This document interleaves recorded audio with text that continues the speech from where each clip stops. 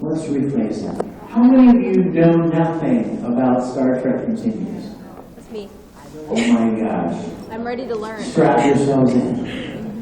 Let me tell you what you're about to see. Ever since I was a very little boy, 9 years old or so, hi, my little Aussie sweet girl. Ever since I was a little boy, I fell in love with the original series of Star Trek. I mean, it was everything to me.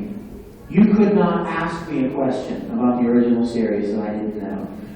I was so obsessed, I would take a cassette recorder and I would sit it by the television and record the episode on audio tape, because we didn't even have videotape back then, you guys. There was no such thing as home video. So I would record the episode on a cassette, but then here comes the really nerdy part. I would slide the tape player under my pillow and listen to the episode at night as I went to sleep. No shame. Consequently, it just went in, like, straight into the brain. And I mean, I could just quote entire episodes verbatim. But fast forward several decades, and I was working on another fan production. Some friends at another fan production called Starship Farragut asked me if I would come and direct an episode for them. They knew that I had a degree in film and that I loved Star Trek, and they asked me if I'd come and direct an episode. And so I did. And we hit it off and became friends, and an idea started forming in my little brain.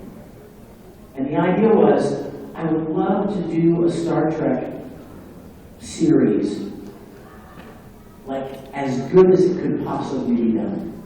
Like really amp up, like the lighting and the acting, the stories, and the makeup, and make it as much like the original series as humanly possible. I didn't want to make it better. I didn't want to pull a J.J. Abrams, you know what I mean, and make all these new fancy effects and, you know, and all these new exciting visuals. I just wanted to continue what the original series was to me. And so we set out to start a new series called Star Trek Continues. Myself and our other partners literally rebuilt the entire soundstage. I'm not talking about just the bridge or just a set here. We took the original plans, the original floor plans from the original Desilu Studios and built everything. And then we shot our first episode. I cast the series with friends of mine that were actors that I wanted to work with. And then, of course, I got to fulfill my childhood dream of playing Captain Kirk. Oh my gosh, it's nerdgasm.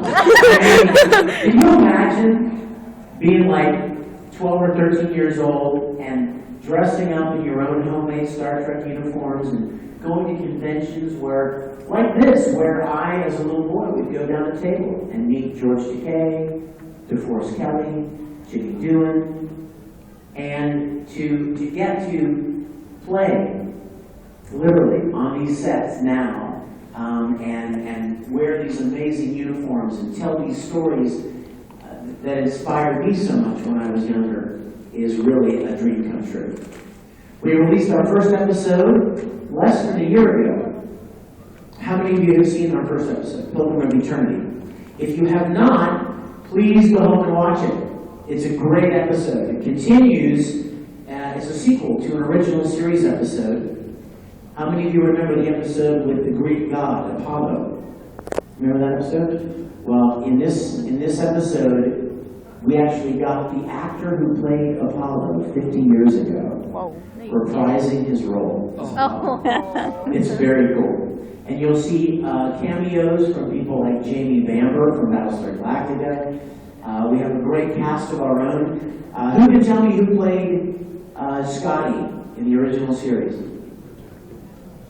James Doohan. Jimmy Doohan.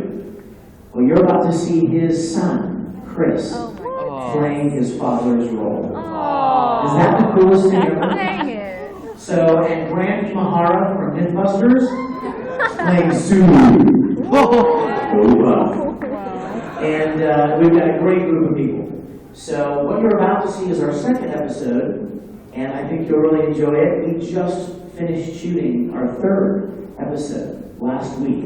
In fact, I came straight here from the sets, where we just finished shooting the third episode. That's off the charts awesome. I think you'll really enjoy it. But if you like what you see, spread the word. I'm sure all of you probably know people in your family or your friends or neighbors or school or work, whatever, who are Star Trek fans. Let them know about this. And if you haven't seen the first one, go back and watch it after this. But thank you for being here. There's something kind of fun about seeing it on big screen with a live audience. It makes it a little more special than on the laptop screen. You can check us out at StarTrekContinues.com.